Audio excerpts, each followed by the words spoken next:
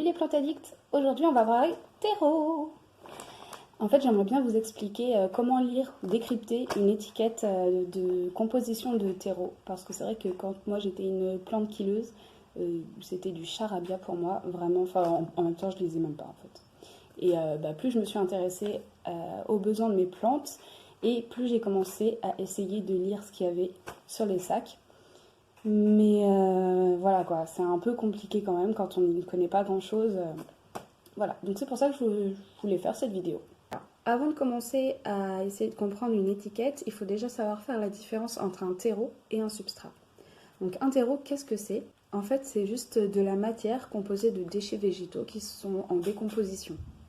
Alors qu'un substrat, c'est ce dans quoi votre plante va être cultivée. Donc c'est pas forcément du terreau finalement. Ça peut être de la sphaigne, de l'eau même carrément, ou de la perlite, plein de choses. Première ligne, on a les matières sèches.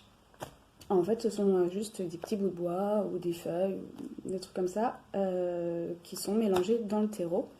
Pour que vos plantes s'y plaisent vraiment, il est conseillé d'avoir un minimum de 30% de matière sèche dans le terreau.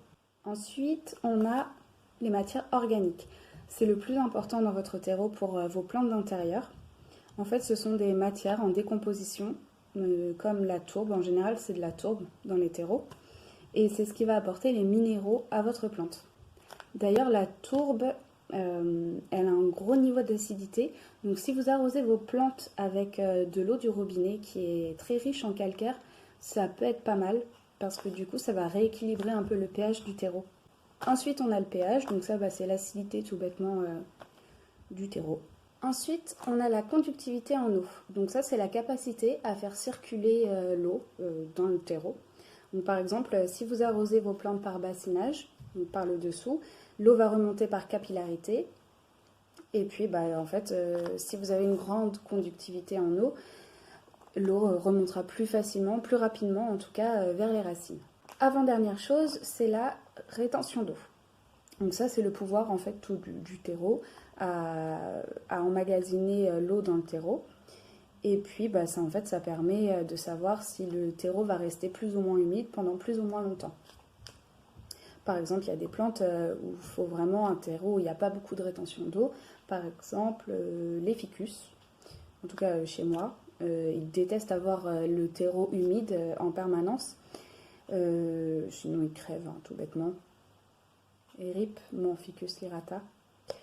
Et voilà, je sais même plus ce que je disais.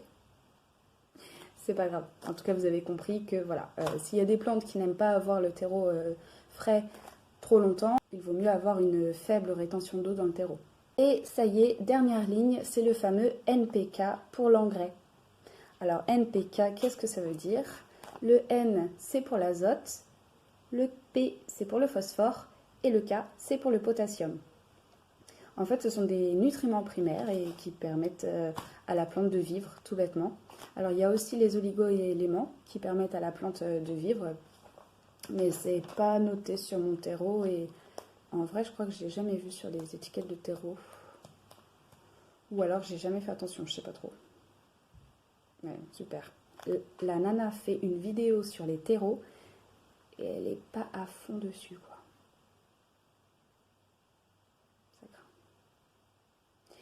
Alors bref, en tout cas, je peux vous expliquer déjà ce que l'azote, le phosphore et le potassium font dans la plante. Donc l'azote, en fait, ça stimule la photosynthèse pour les feuilles, le bon développement du feuillage.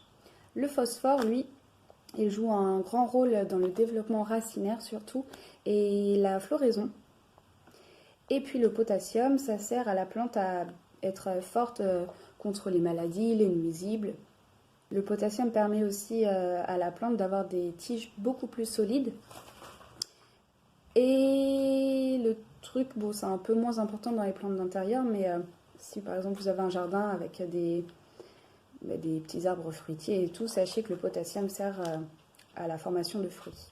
Donc voilà, j'espère que cette vidéo vous aura un petit peu servi à décrypter, à comprendre tous ces trucs un peu barbares là, et que vous y penserez quand vous irez acheter votre terreau pour vos plantes d'intérieur. Je vous fais des gros bisous et vive les plantes!